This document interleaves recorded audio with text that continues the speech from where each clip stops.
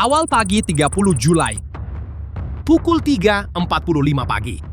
Sebuah kamera keselamatan di pintu masuk sebuah rumah di timur Poland merekam satu pancaran cahaya yang menerangi ufuk dan satu bunyi yang tiada seorang pun penduduk di situ pernah dengar seumur hidup mereka.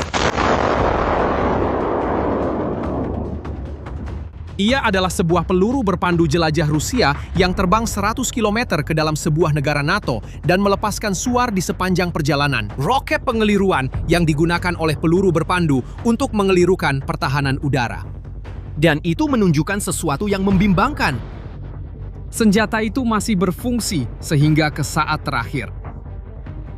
Pada hari berikutnya, dunia menyebutnya sebagai satu lagi tindakan melulu oleh Rusia. Tetapi, kecuaian ialah apabila Anda melakukan kesilapan secara tidak sengaja. Apa yang jarang dibicarakan tentang case ini ialah serangan itu sudah pun tertulis dalam satu dokumen sebulan sebelum ia berlaku.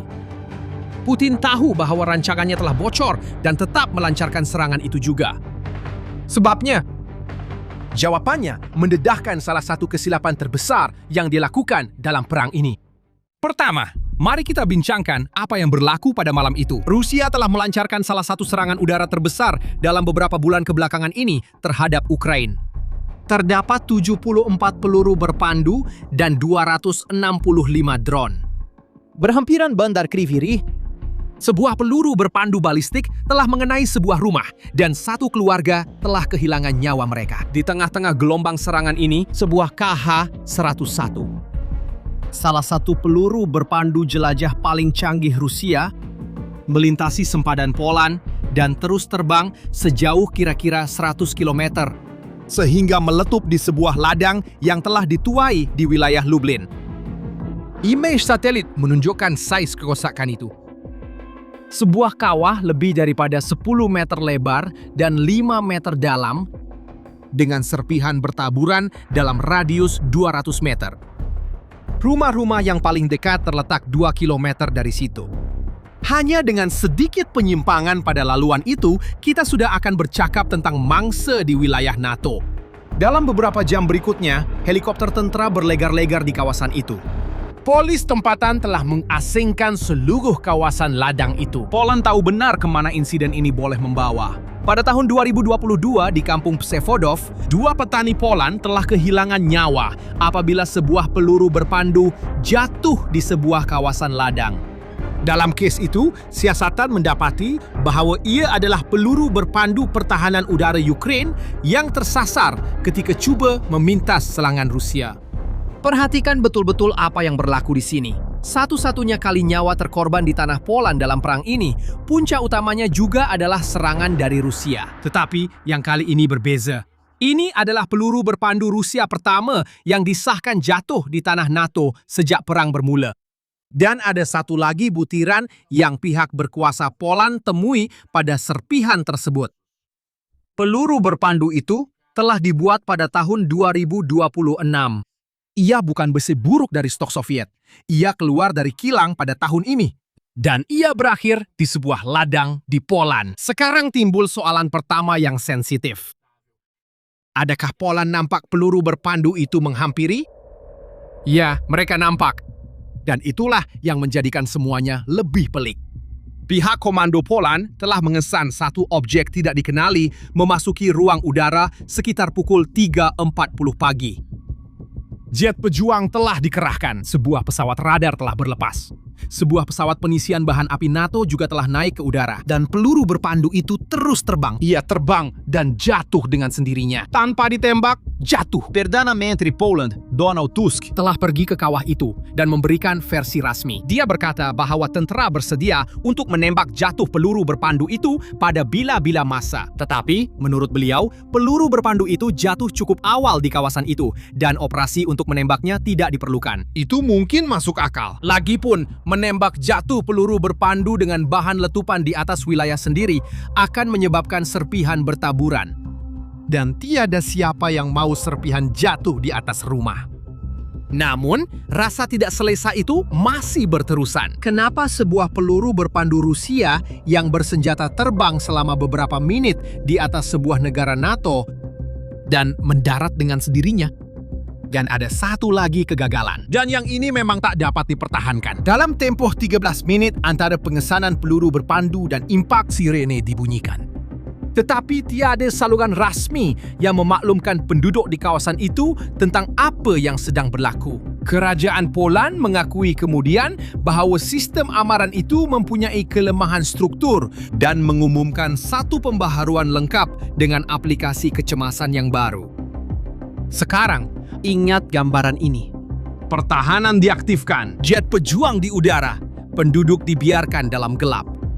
Kerana disinilah dokumen yang saya sebutkan pada awal tadi memainkan peranan. Dan apabila Anda faham apa yang tertulis di dalamnya, seluruh malam ini akan mendapat makna yang berbeza. Pada 3 Julai, hampir sebulan sebelum peluru berpandu itu, media Poland dan Britain mendedahkan bahawa perisikan Amerika telah memberikan amaran secara langsung kepada kerajaan Poland. Menurut laporan-laporan tersebut, Rusia sedang mengkaji senario provokasi terhadap wilayah Poland. Dan senario-senario itu disenaraikan satu persatu. Yang pertama ialah serangan drone terhadap infrastruktur kritikal seperti loji tenaga yang disamarkan sebagai kemalangan. Yang kedua, serangan udara simulasi direka untuk memaksa Poland mengaktifkan pertahanan mereka dan mendedahkan bagaimana mereka bertindak balas. Yang ketiga dan yang paling ekstrim, satu pencerobohan hibrid di sempadan dengan askar Rusia atau Belarus memasuki Poland. Dan malah sudah ada alasan yang siap sedia. Sesuatu seperti kegagalan GPS atau misi menyelamat helikopter yang terhempas. Dan tujuan akhir semua ini, mengikut sumber Poland, adalah untuk menarik Barat ke meja rundingan dan meletakkan satu-satunya tuntutan yang benar-benar penting bagi kerajaan Rusia. Penghentian bantuan ketenteraan kepada Ukraina. Sekarang, lihat tarikh-tarikh itu sekali lagi. Amarã, awal Julai. Peluru berpandu, 30 Julai. Satu serangan udara yang mengaktifkan pertahanan Poland. Ia sangat sesuai dengan senario kedua. Dan jika Anda fikir laporan risikan itu cuma tekaan, ingat tahun 2021. Pada tahun itu, risikan Amerika yang sama telah memberi amaran kepada Eropa bahawa Putin akan menyerbu Ukraina. Mereka telah menerangkan rancangan itu sebelum ramai komander Rusia mengetahuinya. Jerman tidak mempercayainya. Sebahagian daripada Ukraina sendiri tidak mempercayainya. Dan pencerobohan itu memang datang tepat seperti yang telah ditulis. Siapa yang mengabaikan amaran itu membayar harga yang mahal. Sebenarnya, jika Anda baru mengetahui kisah dokumen ini sekarang, inilah jenis cerita di sebalik tabir yang saya bawakan di sini setiap minggu. Jadi, jangan lupa untuk melanggan saluran ini. Dan kali ini, Poland mempercayainya. Dan melakukan sesuatu yang jarang sekali dilihat dalam diplomasi. Beliau memberi respons secara terbuka terhadap rancangan rahasia itu. Beberapa hari selepas kebocoran itu, Menteri Luar Poland, Radosław Sikorski, menghantar message yang ditujukan secara langsung kepadanya. Beliau berkata bahawa ia akan menjadi satu tindakan yang sangat cuai dan tidak bijak sekiranya Vladimir Putin memutuskan untuk menguji perpaduan pakatan itu. Dan kemudian, beliau bercakap secara langsung dengannya. Kami tahu apa yang Anda sedang rancang. Jangan lakukan. Perhatikan semua yang telah berlaku sehingga kini. Rancangan itu telah bocor. Sasaran itu sudah tahu. Sasaran itu telah memberi amaran secara terbuka bahwa dia sudah tahu. Dan pada ketika itu, mana-mana ahli strategi akan membatalkan operasi itu. Kerana provokasi hanya berkesan jika ada unsur kejutan. Tetapi, cerita tidak berhenti di situ, kerana NATO bertindak lebih daripada sekadar memberi amaran. Beberapa minggu sebelum itu, pada bulan Jun, Komander Tentera Udara Jerman, Jenderal Holger Neumann, telah memberikan satu temu bual kepada akhbar British The Telegraph, yang membuat kerajaan Rusia tidak lena tidur. Beliau berkata bahawa jika Rusia menyerang mana-mana negara NATO, tindak balas akan datang dalam bentuk serangan udara yang dahsyat. Dan beliau tidak berhenti dengan ancaman umum sahaja.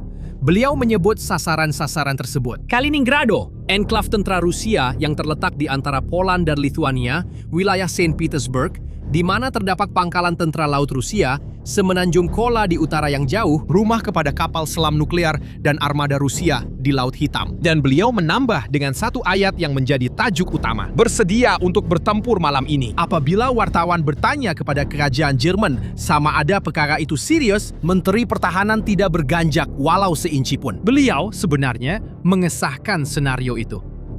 Kita sedang bercakap tentang case di mana Jerman atau NATO diserang. Maksudnya, ini bukan sekedar seorang jenderal yang bercakap berlebihan dalam satu temu bual.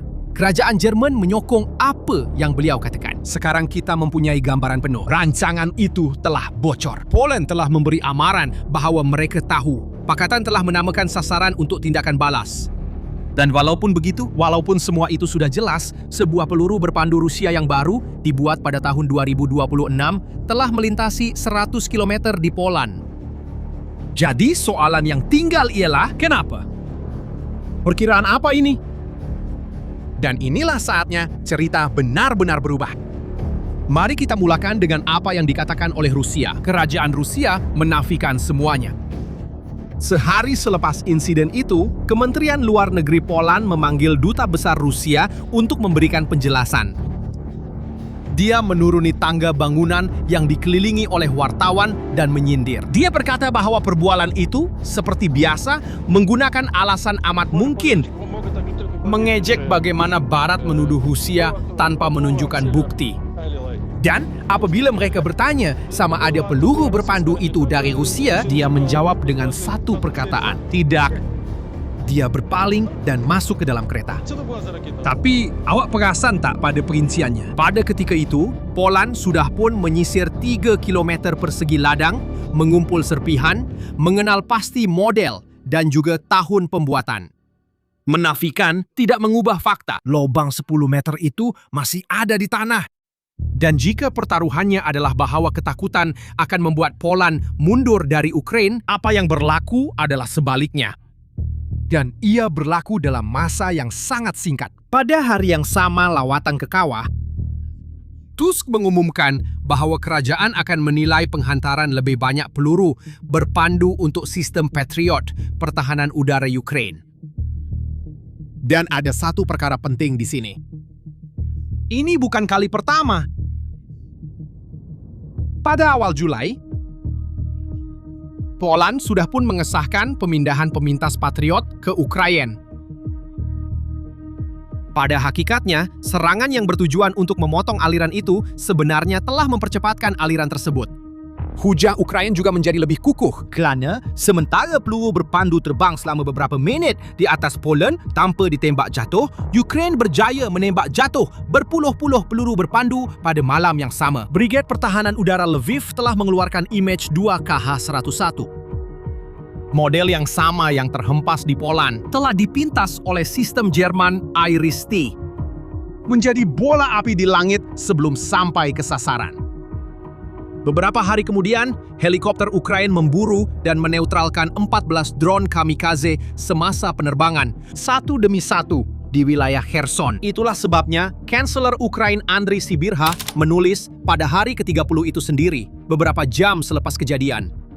Memperkukuh pertahanan udara Ukraina sekarang adalah sangat mendesak dan merupakan jaminan perlindungan untuk seluruh komuniti Euro-Atlantik. Dengan kata lain, apa yang beliau maksudkan ialah Ukraina sebenarnya adalah perisai udara bagi Eropa.